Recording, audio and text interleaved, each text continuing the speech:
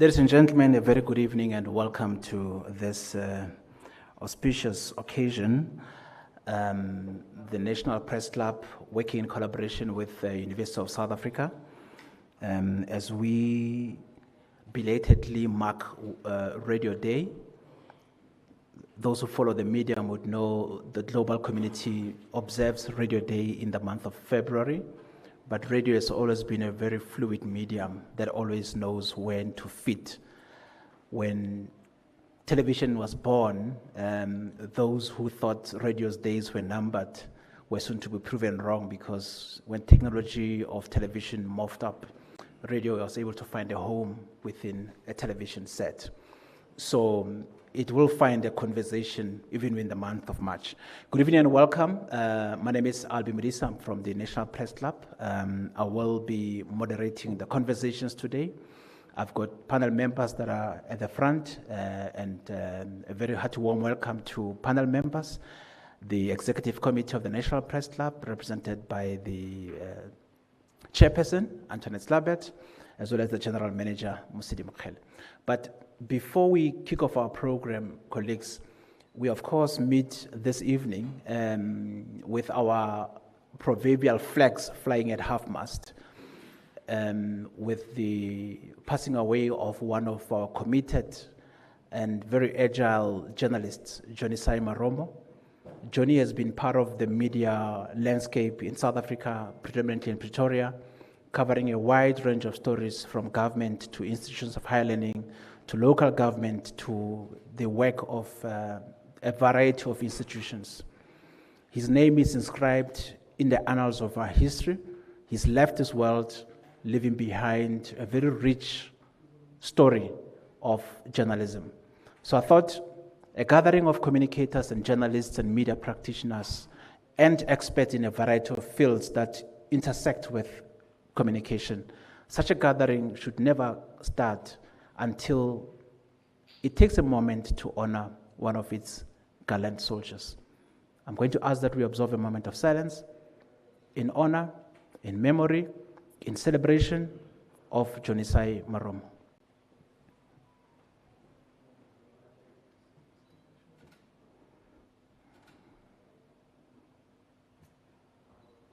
Thank you. May his beautiful soul find eternal rest, and may his family be comforted in this painful hour, and may his children accept the painful episode and the dark clouds that are hanging over the family, and may his friends, colleagues in the media landscape also be comforted in this painful hour.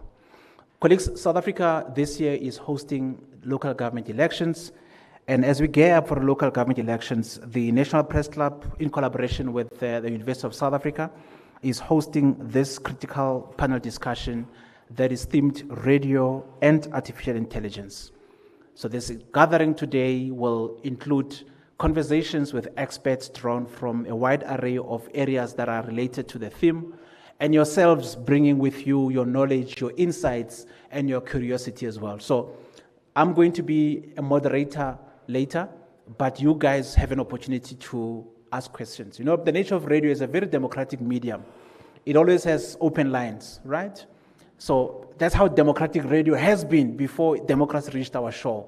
So you have an open line, you have microphones in front of you, so I will not in any way take that power away from you. But before we kick off the program, let me invite Professor Kyali to welcome us. We are at the University of South Africa, so we are never fully here until we are welcomed. Prof.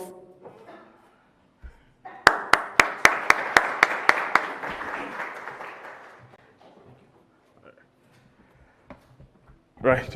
Good evening, colleagues.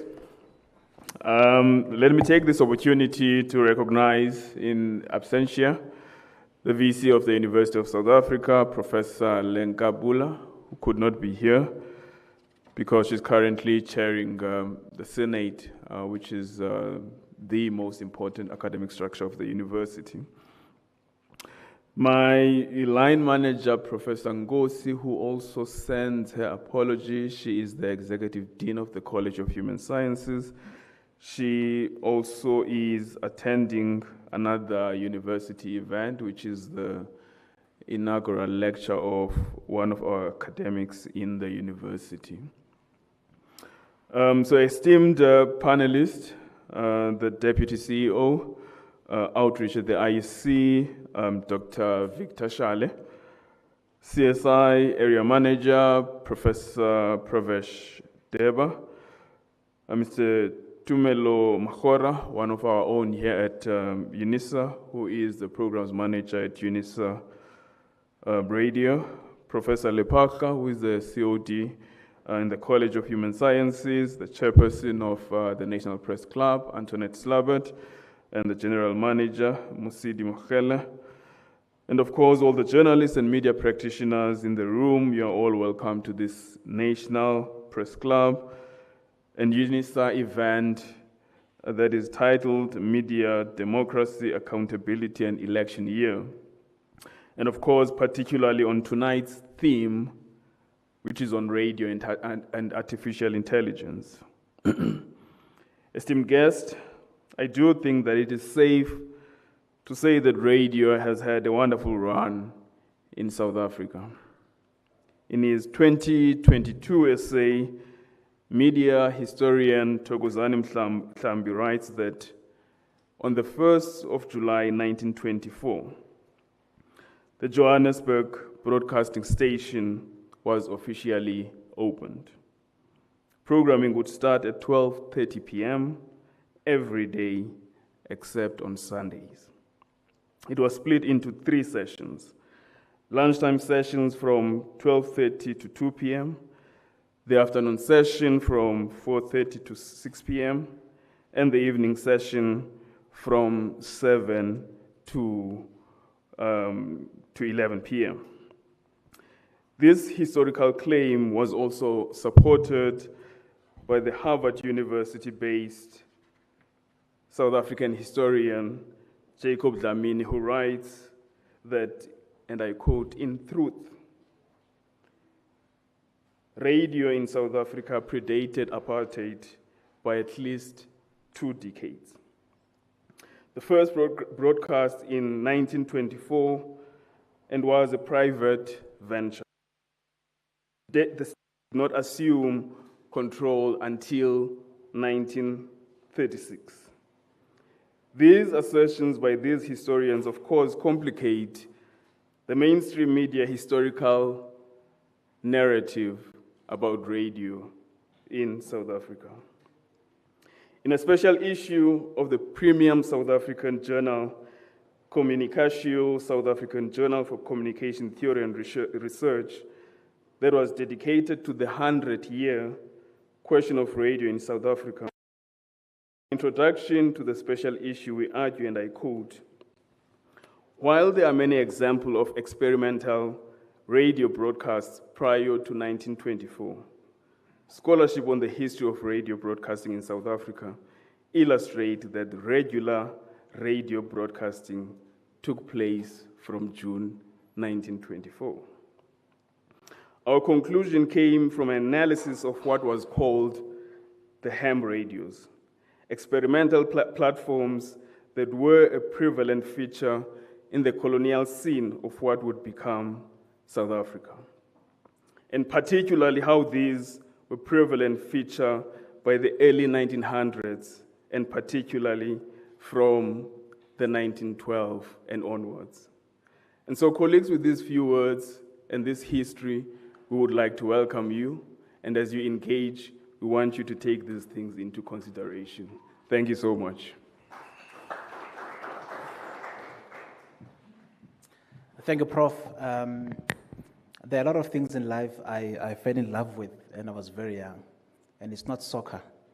It was, I know, when you grow up in a township, it's expected that all the boys should fall in love with soccer. But contrary to that widely held belief, I fell in love with radio before I fell in love with a whole lot of things in life. I can't repeat that in front of my wife, but you catch my drift. It was purely because the medium of radio has always made you feel like a friend, because it spoke to you as an individual. It didn't address you as part of a group of people. I tell those who care to listen that anyone who speaks on radio speaks to an individual. And that's why, as a powerful medium, it's been a medium of development, but it has also been used in other instances as a medium of destruction. Those who remember the genocides in Rwanda would remember the role that radio played. Well, poor radio was abused, right? Because it's a clean medium. It's only human beings who bring that toxicity to the platform. How it was, abused in that particular era to really fan tribal warfare and hatred. But it's a medium that over the years has been able to evolve and play a significant role. The National Press Club, would want to use opportunities like this to strike and trigger conversations in the country among academics, practitioners, and those who are commentators in this particular field. But let me ask the GM, General Manager, Mosidi Mokhele, to deliver setting the scene messages as we ready ourselves for the transition to the panel discussion on the medium of radio in the age of AI on the eve of a democratic election in South Africa. Mo?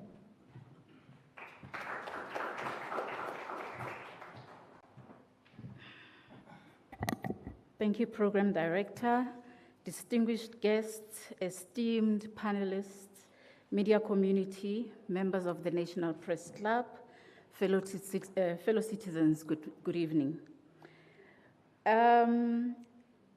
Welcome to the National Press Club's Radio Day event, a partnership with the University of South Africa as we explore this intersection of radio, AI, and democracy. In a thriving democracy like ours, media freedom is not just a right, but a cornerstone of our collective progress. It is the pulse that keeps our public discourse vibrant, our institutions accountable, and our citizens informed. As the National Press Club, we are proud to be at the forefront of this endeavor, promoting informed citizenship and strengthening the role of media as the fourth estate. Our partnership with Unisa is a testament to our commitment to driving thought leadership in the media space. As journalists and communicators belonging to a professional organization like the National Press Club is more than just a badge of honor. It is a commitment to upholding the highest standards of journalism, staying abreast of industry developments, and pushing the boundaries of what is possible in the media space. We have evolved from traditional print and broadcast models to a digital-first world where AI and social media are shaping the narrative. In this era, organizations like ours play a vital role in promoting media literacy, fighting disinformation, and ensuring that the voices of the marginalized are heard. Today's voter is more informed, more connected, and more demanding than ever before. They are bombarded with information, and it is harder than ever to discern fact from fiction. As media professionals, we have a critical role to play in ensuring that the information they receive is accurate, unbiased, and trustworthy. The stakes are high, and the consequences of getting it wrong are dire. But with the right partnerships, the right skills, and the right mindset, we can rise to the challenge and ensure that our democracy is served by a free, fair, and fearless media. I want to take a moment to acknowledge Prof. Chiali and the entire Unisa team for walking this journey with us. Your support and collaboration mean the world to us, and we are honored to have you as partners in this critical work. And to our panelists, I must say, I'm glad I'm not in the hot seat this evening. But on a much more serious note, we are grateful to the IEC, CSIR, Unisa, and the National Press Club for availing the best of the best to serve as experts who will guide this critical conversation. Your expertise will undoubtedly shed light on the complexities of radio, AI, and democracy, and we are honored to have you share your insights with us. And last but not least, what an event without an audience. Thank you to every one of you who braved this wet weather to be here with us this evening. and be part of this critical conversation. Thank you. Thank you so much, Mo. Now we are ready to rock and roll. So as Prof was talking about radio, and it just dawned on me how over the years the medium has always been interwoven into the evolution or the political developments in South Africa. So you cannot divorce radio from all of that. Actually, on the eve of elections, during the constitutional negotiations at CODESA, one of the key areas of disagreement was who's going to control the SABC when elections came. Because the SABC, at that point, there's no Facebook, there's no social media. So imagine a world without Twitter. I know that for some people it's like, where do you come from? But there was a world without Twitter, Facebook, and Instagram. And it meant you followed anything that happened in this country via radio and television. When Chris Hani was assassinated in 1993, radio broke the story, but television gave us the visuals that made us realize the impact of it. So radio and television have always traveled this journey with us, but today we'll leave the cousin television alone and focus more on the medium of radio. And we do this as we get up for local government elections. And of course, as we've already outlined, we unpacking radio in the space of artificial intelligence, and radio being the medium that it is, it has always been part of the evolution. And to this particular point, I would like to now invite panel members as we unpack, dissect how AI has transformed the media landscape, but also how these particular opportunity challenges really have a bearing or impact in terms of how the ordinary citizens choose or decide to choose. But also there's a whole ethical issue when it comes to artificial intelligence. You would have seen when President Ramaphosa was visiting Washington, there were videos that came out of AI that were showing a different story altogether. So it's a world where whatever you consume, not too sure exactly if it's legitimate or not. Dr. Victor Shale is Deputy CEO Outreach at the IEC. On the eve of elections, his becomes quite an important role. Doc, you may come to the front. Because all of this, I'm saying because on the eve of elections, there is also the registration week that's been declared, the weekend rather, that's been declared by the IEC from the 20th to the 21st of June. And therefore, his becomes quite an important role in making sure that South Africans understand the complexities, especially those who will be voting for the first time, of an election, but also have a sense and appreciation of what exactly elections are all about. A bit about Dr. Shale. He brings with him over 2 decades of distinguished experience in electoral governance, conflict transformation, electoral systems, political party development, and intra-party democracy and democratic developments across the African continent. I'm going to try to have an abridged version, Doc. When I'm with academic, I tread carefully. I used to work with a gentleman called Dr. Themba Zondo. And Dr. Zondo, whenever he says when a guy came to his house looking for Mr. Zondo, and Dr. Zondo pointed out and said, "This is Mr. Zondo," pointed at the sun, because he's Dr. Zondo. So Dr. Shale is internationally recognized. Dr. Shale, recognized for his contribution to electoral policy. He served as a lead author of SADC model law on elections and developed the African Union's Youth Participation Guide in political and electoral processes. Let me also say, while I'm still at it, maybe let's just give Dr.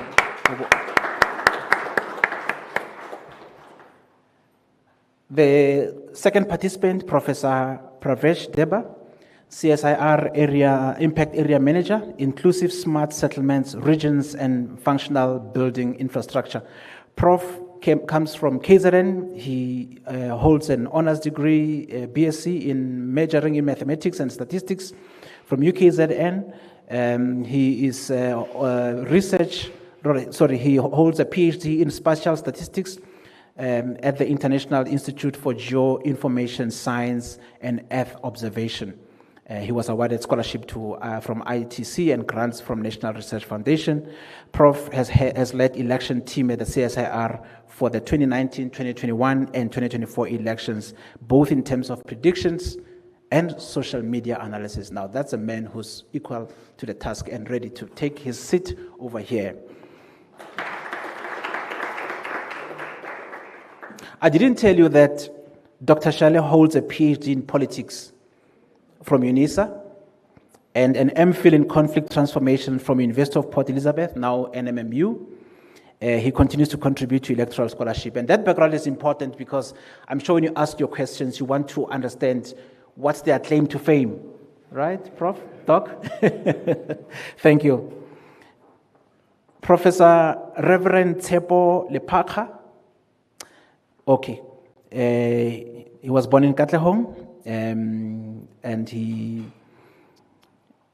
holds a junior degree in BA Honours in Ancient Languages, MA Narrative Therapy.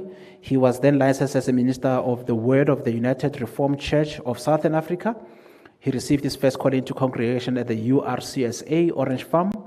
And his further studies include a PhD in ethics. He then became a permanent staff and grew from ranks to ranks at the University of South Africa.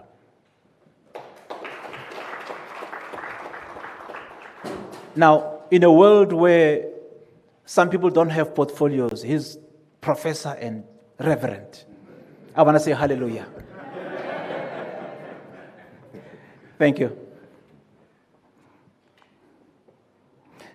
And now we're going to invite the fourth panel member, Tumelo Makura, Radio Executives and Programs Manager at University of South Africa Radio, Unisa Radio. Let me just quickly harvest Tumelo's profile. Tumelo and I have spoken before, but you know, I'm happy to finally meet him. Yeah, he's a media strategist, radio executive, award-winning content producer with over a decade of experience shaping broadcast storytelling and public discourse. As programs manager at Unisa Radio, he leads programming strategy, editorial direction, and content innovation for the University of South Africa's broadcast platform. He has served as executive producer of Metro Talk with Faith Mangope at Metro, and also a senior content producer at Power FM and producer at Talk Radio 702. Yes, Tumelo.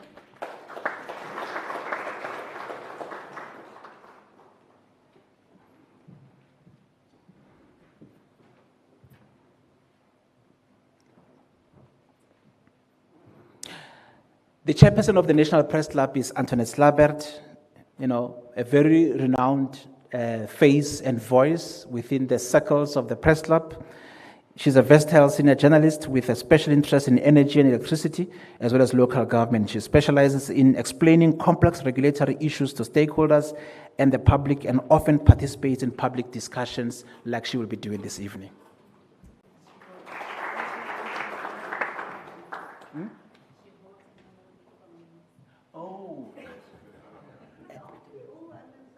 Oh, I think so. I think so.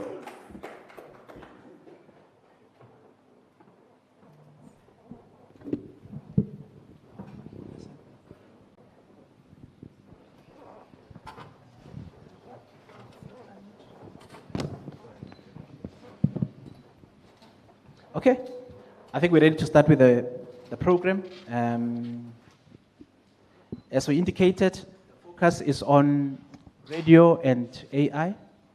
I'm going to start with Tumelo as a radio practitioner. Artificial intelligence is changing how media operates, and the medium of radio, like any other media platform, hasn't been left outside. From your experience as a seasoned radio strategist, you can use a microphone from the floor. Yeah, I don't know if you have microphones, so you'll share yours with Antoinette, and the gentleman here will also share here. What has been your experience in terms of artificial intelligence and its impact on the potential impact on radio and the ethics of radio? Thank you very much, Program Director. Good evening, ladies and gentlemen. Thank you so much to the National Press Club for this opportunity. Truly appreciate it. I think, in my experience, I'd say a lot of people within the media space are really scared, for a little better word, of artificial intelligence. But for me specifically, I've implored the use of AI in the previous work that I used to do, and it's become my own prerogative to implore that in my current position, right? I think AI plays a very critical role in ensuring that the information that we put out there, so our output in terms of content, in terms of the news, in terms of the general information that we put out there, it can definitely help us in ensuring that there's accuracy in the information that we put out there, and also making sure that the data as well, which is also very critical, we can verify information and data in real time. So I've implored that in my previous employment, as I've indicated, but it's a great idea of mine that I have to implore as well in my current position, particularly now ahead of the elections. It's something that we yet to implore, but I think it plays a really, really critical role. Thank you. Thank you. Prof. Deba, I got intrigued when I saw that you, among other things, you worked on the elections as part of the CSIR, and you focused largely on the 2019, 21, and 24 elections. And your focus was on predictions and social media analysis. What were the things you picked up? I'm sure it's a different world of how interface has changed with social media. And of course, in that age of artificial intelligence as well, rearing its, dare I say, ugly head in that space. Did you observe any particular differences in the different elections that you observed? Because over time, the evolution of the fourth industrial revolution brings with it different phenomena. Thanks, Program Director, and thanks for this opportunity to be here as well. When it comes to the changes that has happened over time, when we first started with the predictions for the elections, that was back in 1999, and our focus was on developing a model that would be able to quite accurately predict what the final outcome would be, once we have about 5 to 10% of the voting districts that has been declared. And with that result, we can predict more or less, with a margin of error of about 2%, we can predict what the outcome, final outcome would be. But since then, we have also moved into doing social media analysis as well. So we use the data from Twitter, or X now, and we are able to look at, do the sentiment analysis, and this is done prior to the elections, during the elections, and post-elections as well, to see, what are the people saying about the elections, and what are they hashtagging about, and so on. So a lot of things have changed over time, where we are using that information to then disseminate to the public as to what people are talking about, and so on. Thanks. Thank you. Dr. Shale, elections are around the corner, so the IEC, with the registration weekend declared, becomes an area of focus and interest in this particular election year. And of course, running an election in an age where anyone can communicate, anyone can create a poster with an IEC logo and put it out and say the registration is cancelled. What are you as the IEC doing to ensure that the integrity of the elections is not in any way threatened? And I'm looking at it in the context of where we are as the global community in this information age, where anyone produces information from anywhere, and the consumers or the South Africans never know which one is legitimate and which one isn't. Thank you, moderator, and we thank you for inviting us to this event. You are right. The short answer to your question is that we run to the radio.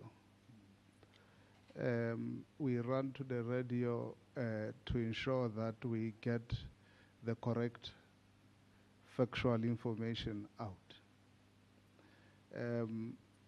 Ahead of every election cycle, we conduct, in partnership with the HSRC, voter participation surveys.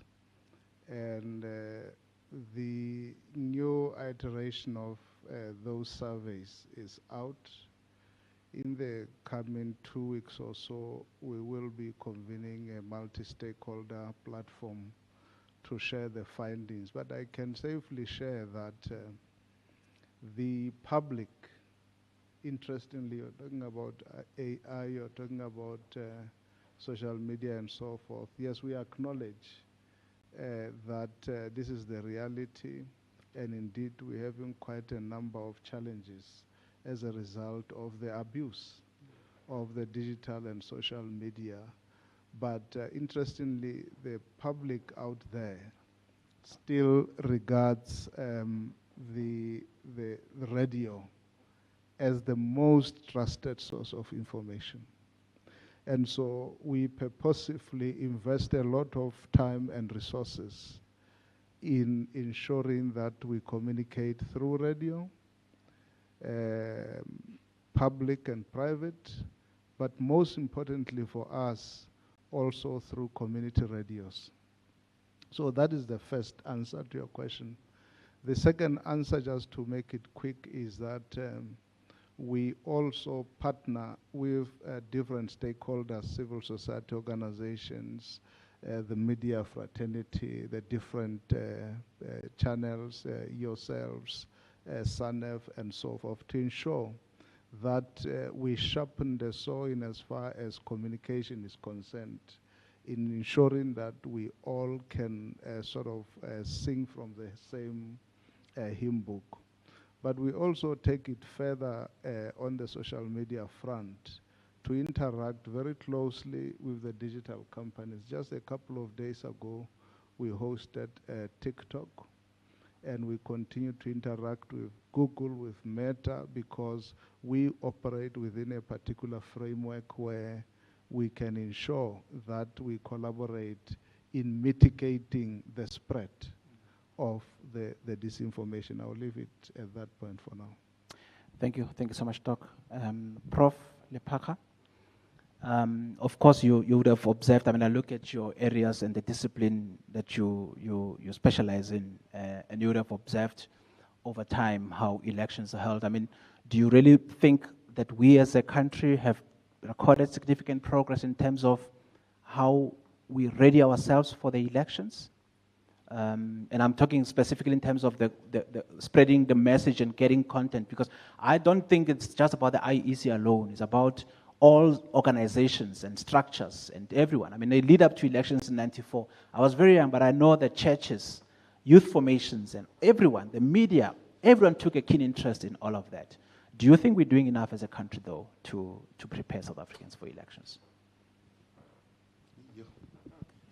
Okay, thank you. Maybe it's a research thesis on its own. Yeah, it's a loaded one. Yeah. But of course, I think building upon successes that we've done as a country, the IEC is playing its role, and I guess different stakeholders are also supposed to come to the party. Interestingly, you're speaking about churches and the role that they used to play. Perhaps churches as institutions have lost their calling, which was to stand where society stands and demand accountability, which is what the media is supposed to be doing. So insofar as readying ourselves for elections, I think different stakeholders must come to the party and make sure that we are ready. People with information yield power, because when you have information, it depends what you take out there. Sure. And by doing that, it shows the power that you can wield. And of course, you can sway and even direct opinions of people. And I mean politically, social, and even economically. So it's upon us. I mean, I come from the field of ethics. There are a number of approaches that we follow. For instance, if you want to come to an ethical decisions. Of course, the first one, when we deal with a normative approach, we would ask, is this legal? But of course, something can be legal but become unethical. There's always a thin line between ethics and law. And of course, the second one, the approach that we use, it's a teleological approach. And there we ask a question, is this in the interest of public good? So these are ethical questions that we need to ask in whatever that we do as society in holding different institutions, forums accountable. But of course, lastly, the virtual ethics approach. There we ask, can a virtuous person take this particular decision? Whether it's spreading of news, we live in a very interesting time of you know, facts used to become facts. Now facts are contested in the age of AI. You know, previously, for one to prove that something was factual, you could get sources and say this is what sources are saying. Now in the age of AI, with algorithms that are used to create bias, to create based on human prejudices, I can gather information now and prove a lie to be factual. So we need to implore our people to and promote critical thinking and always ask the question of why. It's very important. So I think I'll end it. Thank you.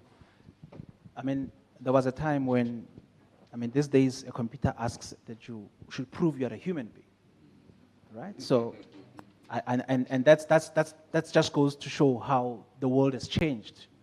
Antoinette, as the chair of the National Press Club and a seasoned journalist yourself, you've probably covered elections over the years. And obviously the elections in '94 were different from elections '99, and over the years there's been evolutions, radio, television, print, and all of that. Print now is also gone digital. But zooming into the role of institutions like the Press Club in making sure that we galvanize the media sector, the communicators, and related portfolio organizations into making sure that all the facts about elections are available to them.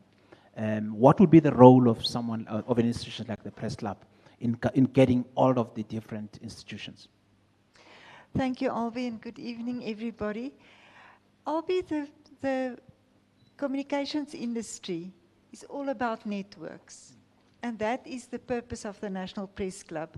I can tonight, when we're done here, speak to Dr. Charlie and whisper to him the things that make it difficult for journalists covering an election. Fortunately, what I will tell him if I speak to him about that, I will thank him, because the IEC really provides us the most wonderful facilities in the National and Provincial Results Center. I've been there for numerous national, provincial and local government elections, and it is fantastic because all the leaders of political parties are there.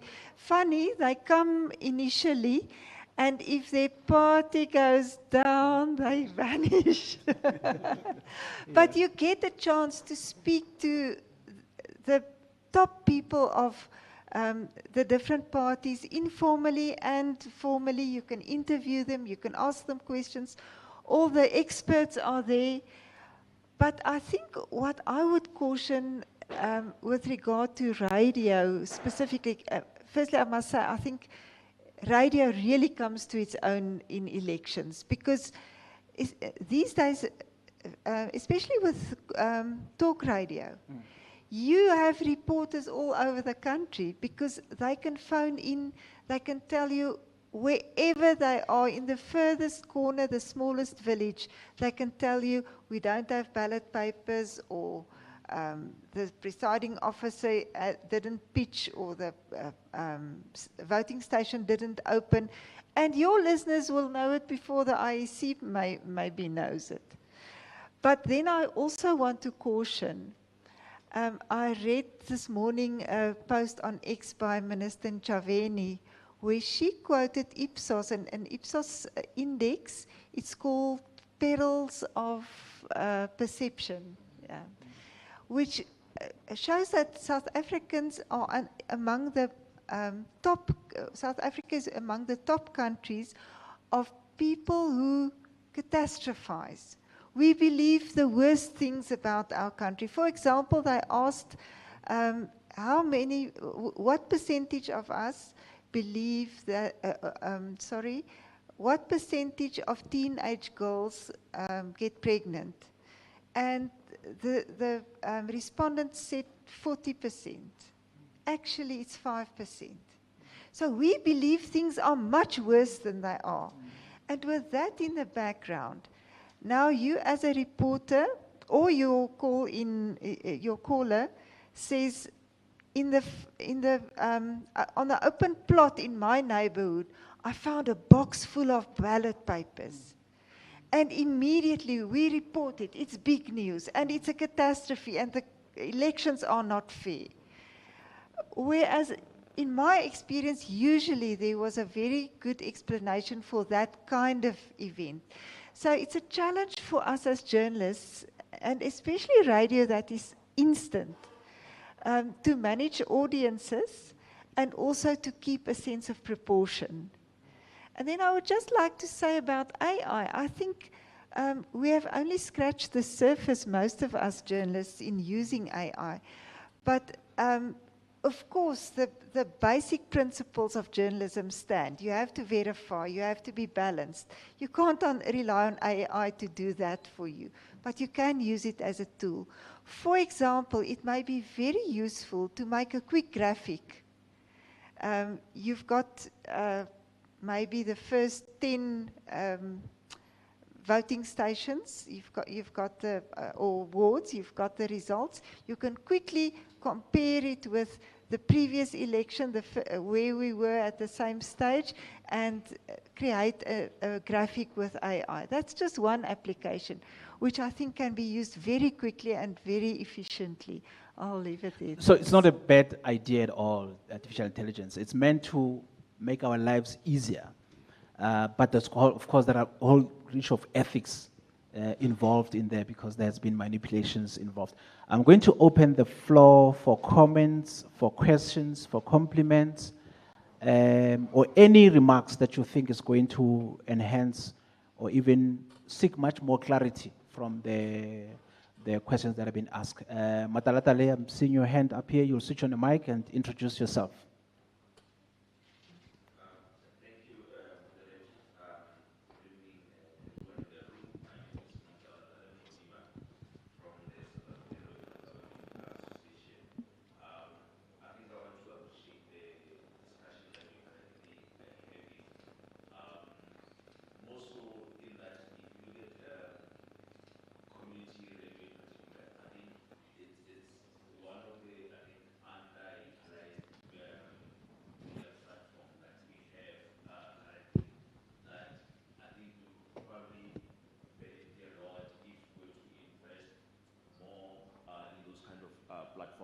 I think currently, perhaps there is a focus on what we call the mainstream media because obviously they set the agenda.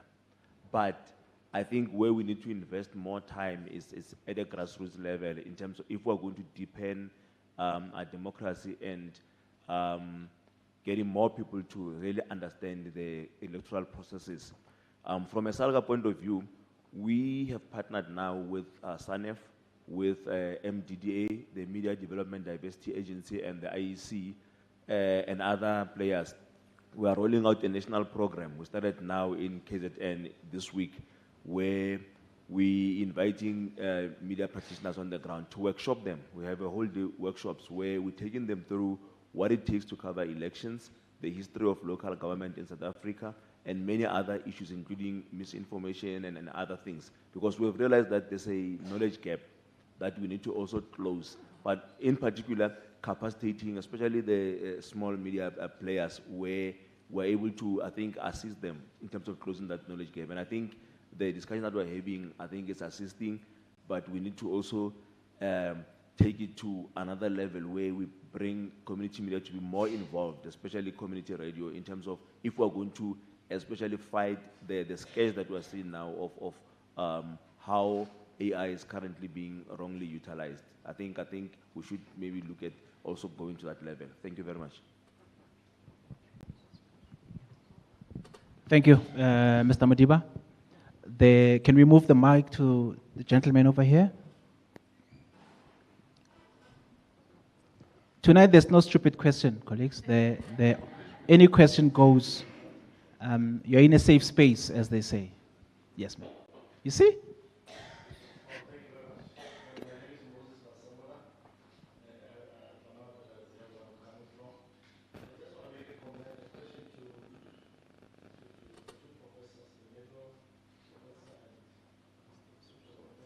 Okay.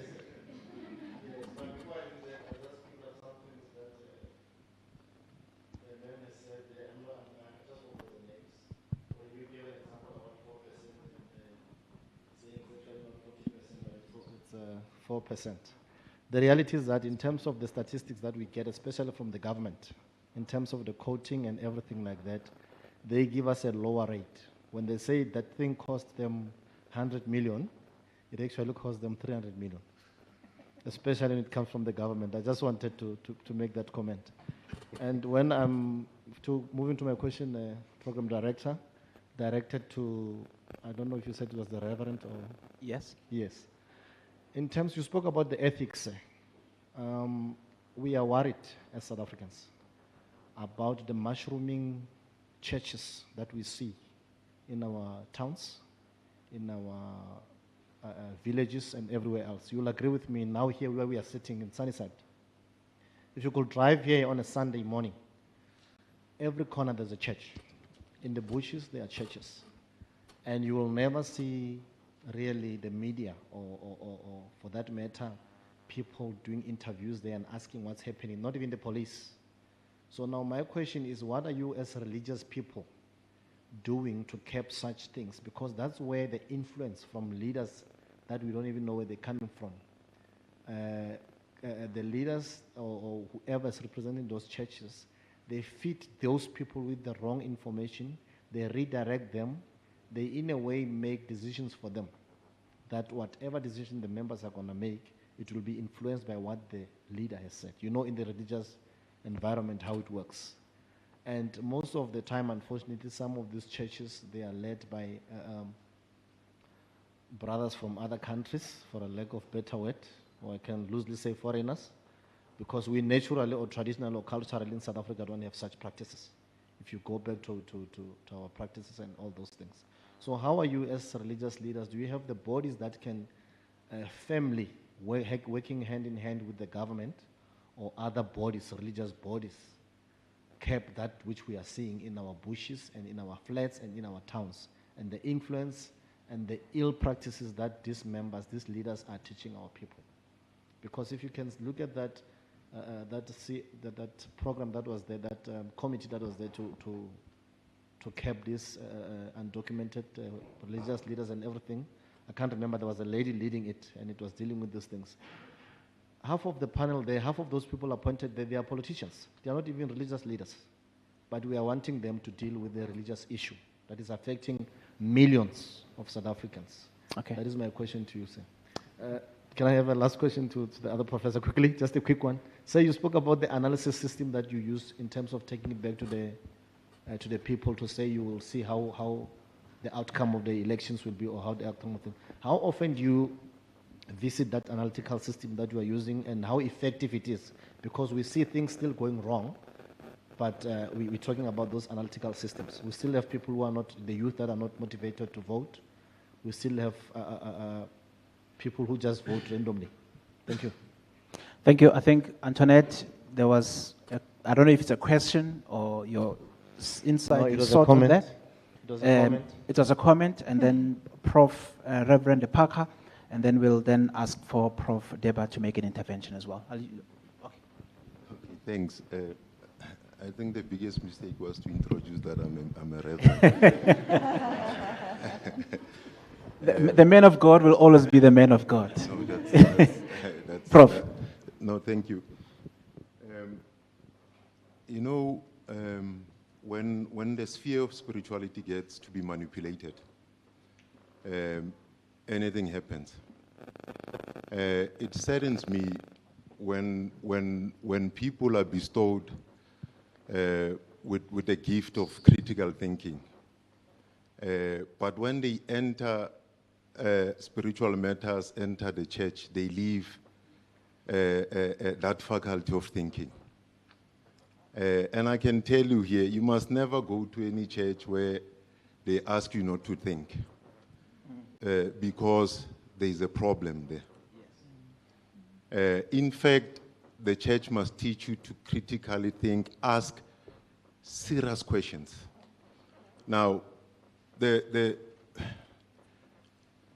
know, there's a paper I wrote on the Zondo Commission, and I used the story of one of those churches that Jesus wrote to, the Church of Philadelphia, when he said, "You are neither hot nor cold." And the story there was that that church was made up of people who control the means of production in that city of Philadelphia. So people who were preaching there could not preach against how workers in those fields were being abused, because those who owned means of production were providing for leaders.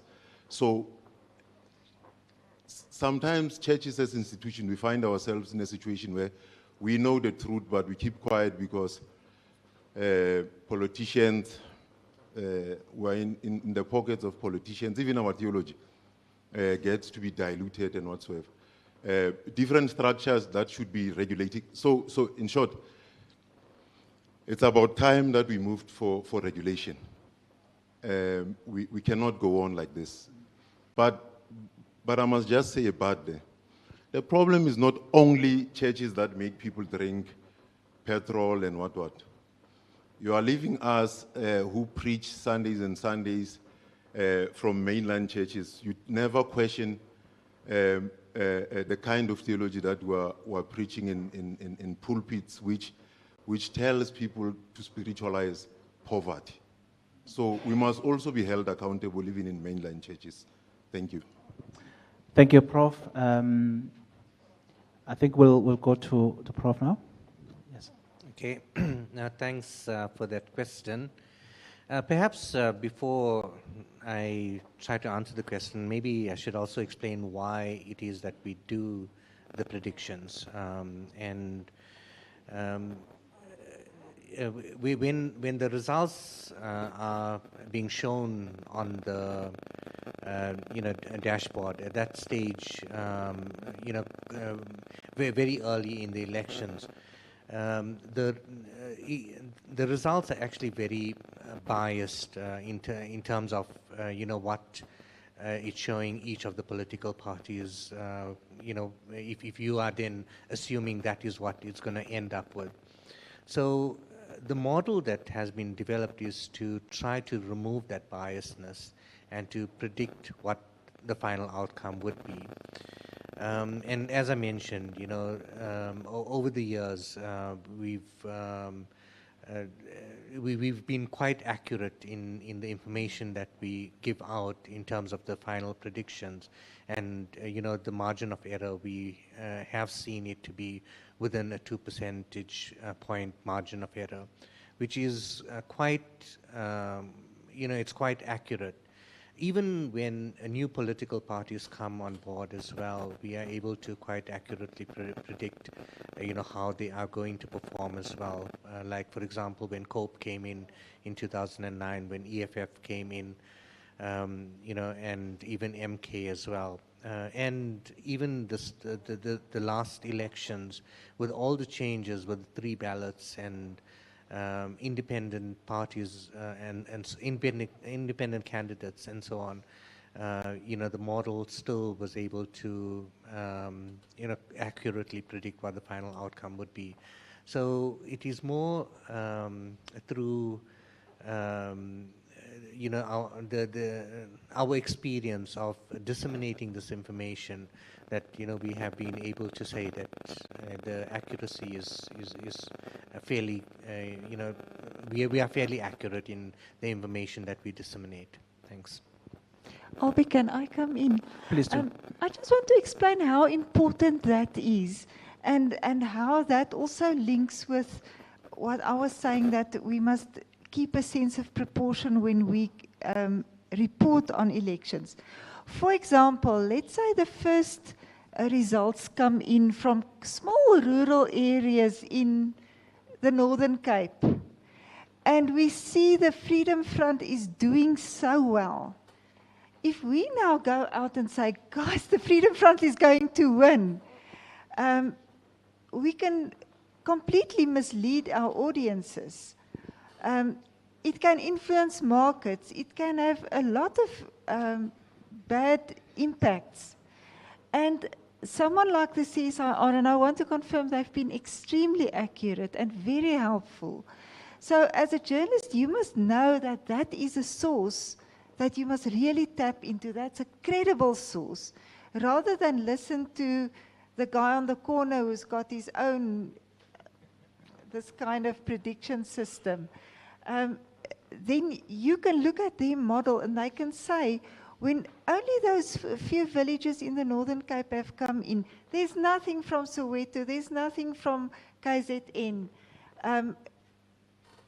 Even with those a small amount of results, they can predict using previous data. Is that right? Yeah, the previous year's election is being used just to create our clusters. Mm-hmm. Okay, I won't even try to explain how, because you heard the professors big in maths and all those kind of things. But they've got a model to then say this. With a 2% fault margin, we predict that the ANC will get, let's say, 44% and the DA will get 20%, or whatever the case may be. And then just to add to that, another thing that is very important in the run-up to the elections is how you deal with surveys. There have been some cases at the Ombud about how journalists dealt with surveys, because now you as a voter, you consider, maybe I will vote for Action SA, maybe I vote for COPE, maybe I vote for the ANC. But then there is a survey that comes out that says, forget about Action SA or forget about COPE. They have so little support. That influences how people vote in the end. So you must be sure that the surveys that you report on, that you know who does it, who funds it, how reliable are they. And obviously they are not 100%, but it is important that you educate yourself about the credibility of surveys. Thank you. You want to follow up on that? Because I can come back to you, Mtalatali.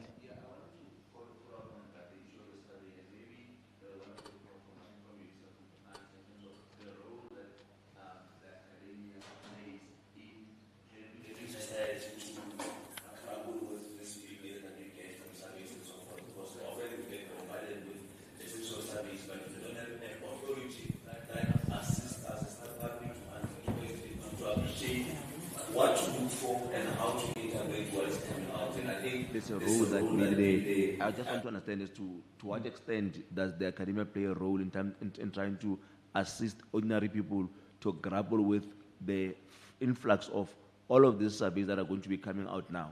Thanks. Thank you. Let me allow a question from the lady here. I'll come to you, sir. I know you're closer to the microphone. Maybe let me do this. I'm going to ask the lady here to say her part. Okay, good evening, everyone. My name is Itumeleng Lelaga. Okay. Oh, okay.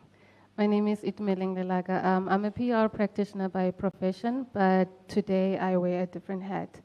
I want to actually make a comment and ask a question to Dr. Victor from the IEC.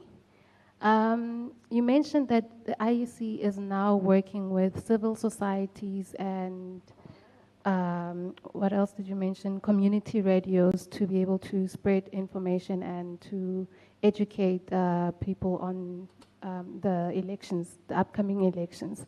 So I wanted to also ask, is it also possible for the IEC to partner up with universities, maybe first-year students who are still new to university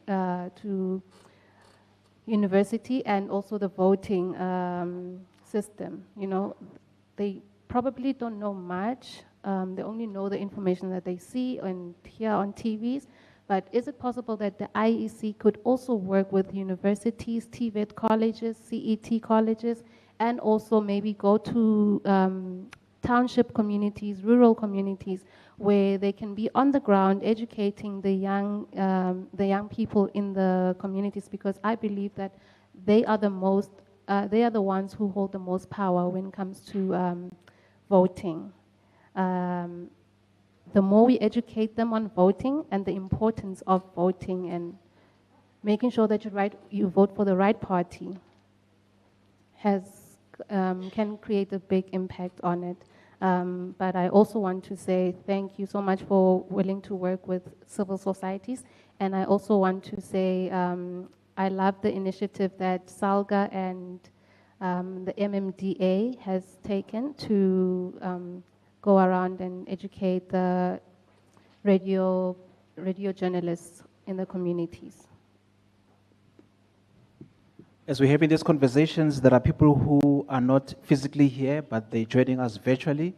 So as these cameras are capturing all of this and live streaming it, we're not recording for historical purposes. No, we're live.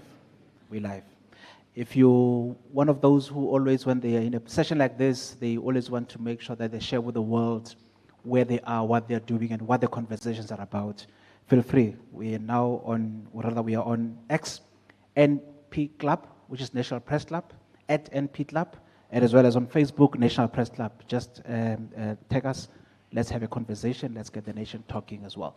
The gentleman over here had a hand, and I'll come to you, Doc. Good evening, everyone.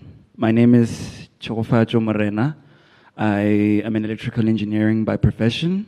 I specialized in automation and artificial intelligence. I'm currently busy with my second qualification. And I just have a question to the, the IEC representative right there, sir. Do you think at some point in time, voting will migrate to digital?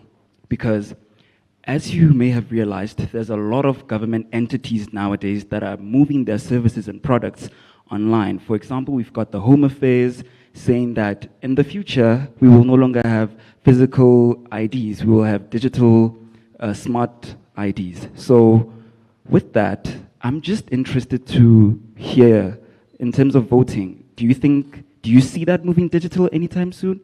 And if so, what are the regulatory methods that are going to be used for the digital migration?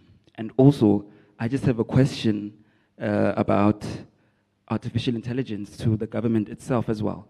What exactly is the judiciary government? As you guys know, the judiciary government is the government that is responsible for making a lot of the laws in South Africa. Correct me if I'm wrong.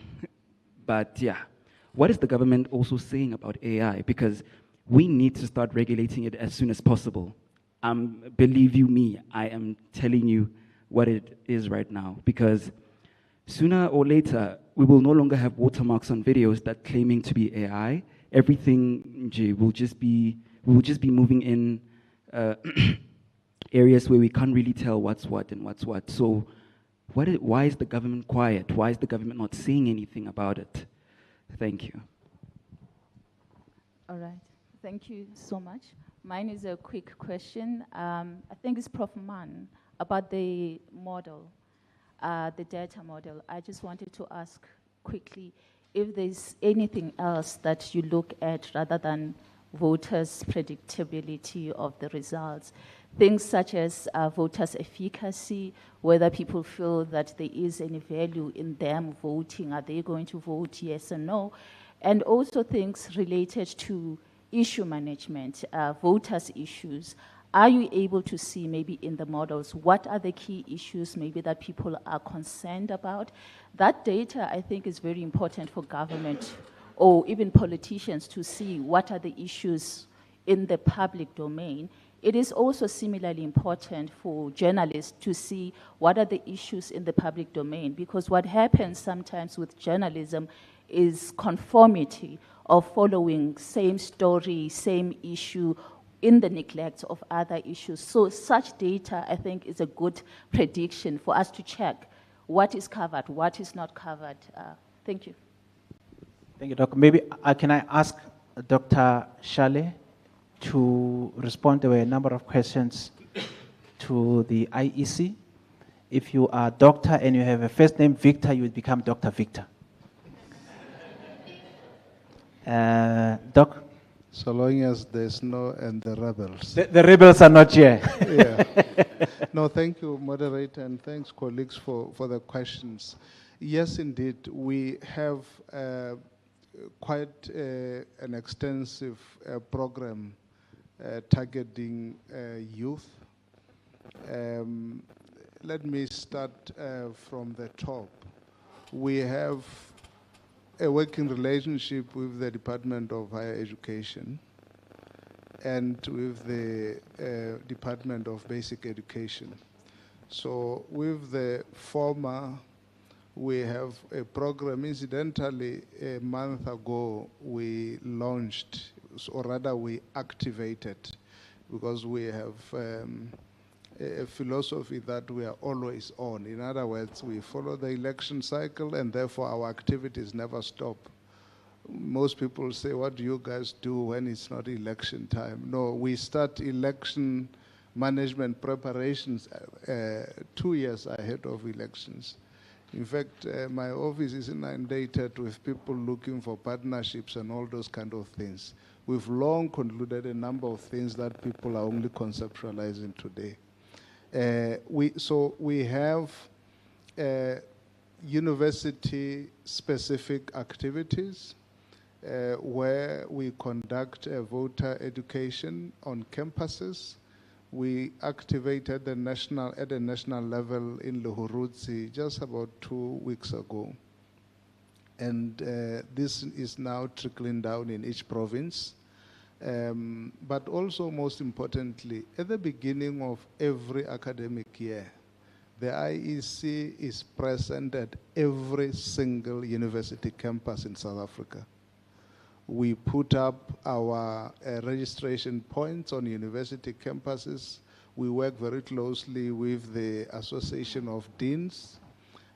We work on campuses to ensure that the students are afforded the opportunity to register. We try to catch them when they are still fresh for the first years.